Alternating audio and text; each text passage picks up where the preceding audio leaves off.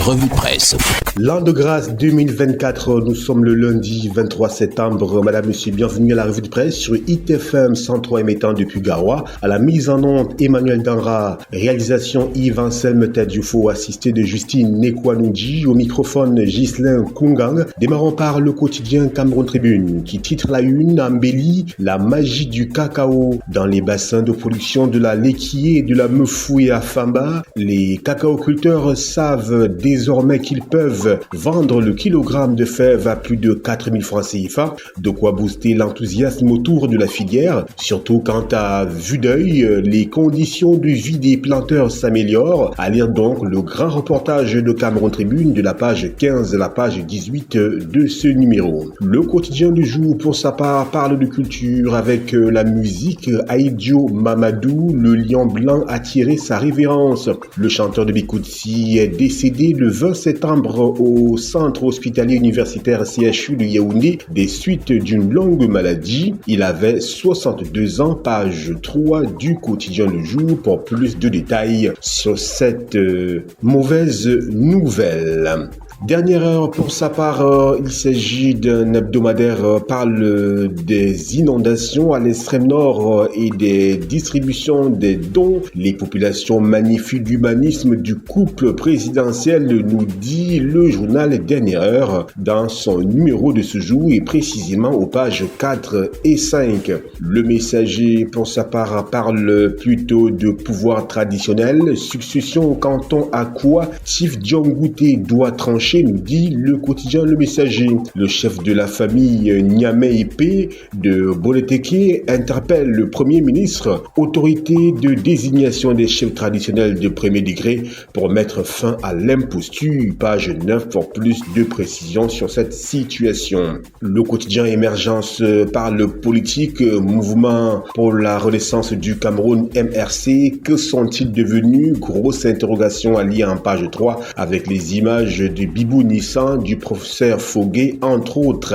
Le quotidien L'économie, livraison du barrage de Nachigal, un nouveau glissement de date. Alors qu'elle était prévue en mars 2024, elle a connu plusieurs reports. La nouvelle date est fixée pour fin janvier 2025. Les raisons sont à consulter à la page 3 du quotidien L'économie, édition de ce lundi 23 septembre 2024.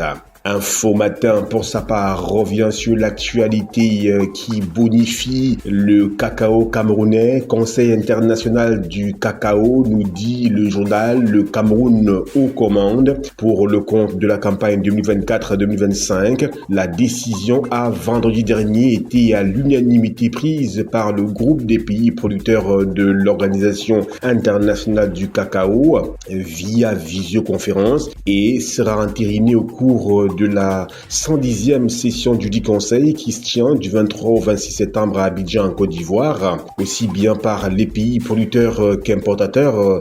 Cette bonne nouvelle qui honore le pays de Paul Biya, désormais 4e producteur mondial, n'est pas le fruit d'un hasard, nous dit Info Matin. Eh bien, de quoi s'agit-il? Comment le Cameroun a-t-il réalisé cette performance? Direction page 2 et 3 du quotidien Info Matin pour plus de détails sur cette actualité. La météo, comité des chefs de police de l'Afrique centrale, Ferdinand Ngongo inaugure le siège du secrétariat permanent à la page 3 du journal La Météo. C'est à la faveur des clôtures ce 20 septembre à Yaoundé de la 4e session ordinaire du Conseil des chefs de police de la sous-région et du 24e Forum des ministres en charge de la sécurité présidé par le ministre d'État, secrétaire général de la présidence de la République, Ferdinand Ngongo. Le tri-hebdomadaire Le Soir, nous y sommes pour sa part. Inondation, on en reparle du côté de l'extrême nord Cameroun. L'aide humanitaire du chef de l'État distribuée à 3700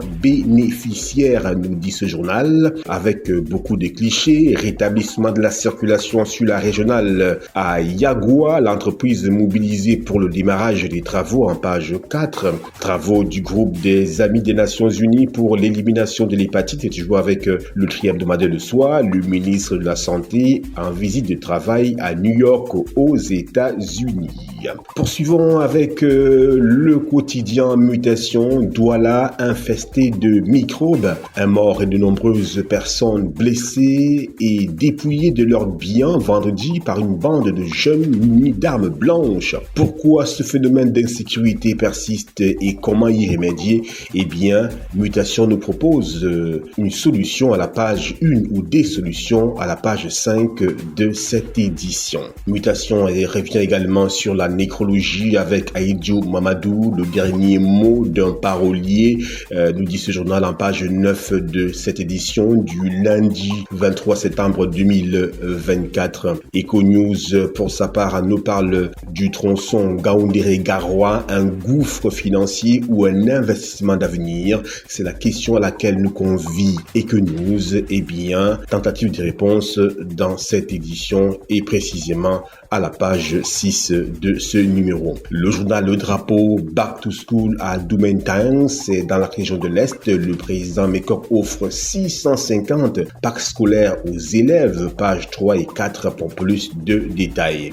Cyclisme, nous parlons de sport. Le Cameroun triomphe au Tour de Côte d'Ivoire 2024, page 11 pour plus de détails sur cette performance du Cameroun. Et puis, clôturons cette revue de presse avec La Voix du Centre, sommet de la francophonie, nous dit ce journal. Pourquoi Emmanuel Macron ratisse la hache? Esquisse de réponse dans cette édition du journal La Voix du Centre. Voilà, madame, messieurs, c'est la fin de la revue de presse édition de ce lundi 23 septembre 2024. L'an de grâce, bien évidemment. Mise en onde Emmanuel Danra, réalisation Yves Anselme Tadioufo, assisté de Justine Nekwanonji. Au microphone, Ghislain Kungang. Excellent début de semaine à toutes et à tous.